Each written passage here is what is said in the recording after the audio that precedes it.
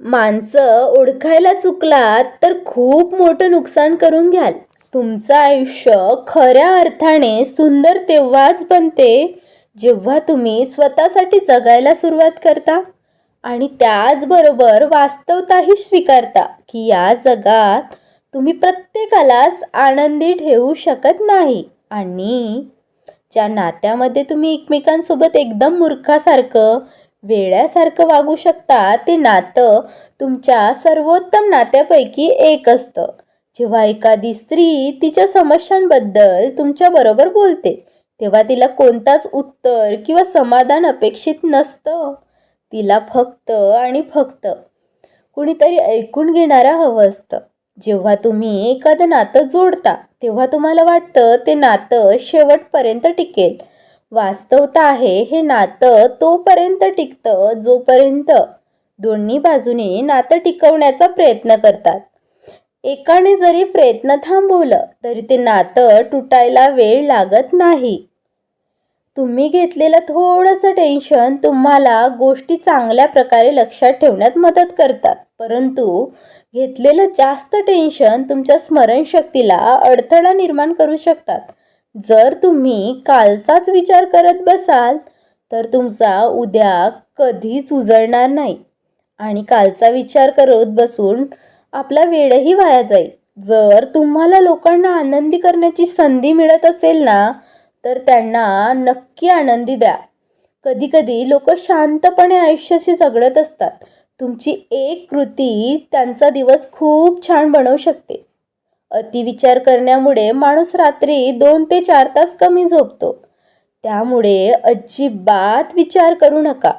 आकाशातील ग्रह पृथ्वीवरील माणसांवर परिणाम करतात की नाही याबद्दल मला शंका आहेच. मात्र पृथ्वीवरील माणसं एकमेकांबद्दलचे ग्रह करून घेतात. ते मात्र माणसाच्या जीवावर निश्चित परिणाम करतात. दुसऱ्यांच्या सांगण्यावरून माणुसकीची नातं माणसं तोडू नका, कारण ते जपावं आणि ते परत परत मिळत नाही. कारण काठी टाकून आग लावणे आणि नंतर शांतपणे अंग शेकत बसणे ही जगाची रीतच आहे. लक्षात ठेवा, एखाद्या नात्यात फूट पडली तर ती भरून काढायला खूप वेळ जातो. कदाचित संपूर्ण आयुष्य देखील. आयुष्यात सर्व काही मिळतं, पण आपण जे शोधतो ते मात्र आपल्याला मिळत नाही. आयुष्य संपत जातं, शोधकार्य थांबत नाही आणि अंतिम क्षणी आपल्या लक्षात येते की जे बाहेर आपण शोधत होतो ते तर माझ्या जवळच होतं. रागात माणसानं कधी इतकं पुढं जाऊ नये की तो मिळाल्यानंतर परतीचे सर्व दरवाजे बंद झालेले असतील. रागात कुठलाच निर्णय घेऊ नये. रागामुळे भरपूर काही लॉसेस होतात. प्रत्येक गोष्ट आपल्या नशिबात असणे आपल्या हातात नाही, पण तीच गोष्ट आपल्या नशिबात आणण्याचा प्रयत्न करणं मात्र आपल्या हातात नक्की असतं. झालेल्या चुकांमुळे जर आपण प्रयत्न करायचं थांबवलं तर आपण पुढे जाऊच शकणार नाही. नेहमी चुकांचा विचार करत बसू नका. त्यावर पुढे जाण्याचा मार्ग शोधा.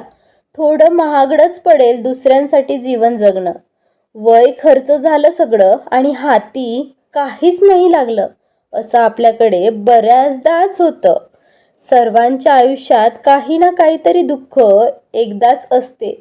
कोणी त्या दुःखामुळे खचून जातो तर कोणी त्या दुःखाला समोर जातो, तर कोणी त्याच्याकडे एक संधी म्हणून बघतो. जी व्यक्ती अगदी थोड्याशा दुःखामध्ये खचून जाते तिला जीवनात पाहिजे तेवढे यश मिळत नाही आणि जी व्यक्ती त्या दुःखाला संघर्ष करते आणि प्रयत्न शोधते तिचा आयुष्याचं सोनं झाल्याशिवाय राहत नाही. म्हणून प्रयत्न करत राहा. स्मशानातल्या त्या राखेमध्ये खूप शोधलं पण माणसाचा मान, सन्मान, अहंकार, रुबाब, स्वार्थ तिथे कुठेच सापडलं नाही, जो तो आयुष्यभर मिरवत होता. म्हणून अहंकार करू नका, रुबाब कोणाला दाखवू नका. प्रत्येकाचं आपापलं वेगळं मत असतं.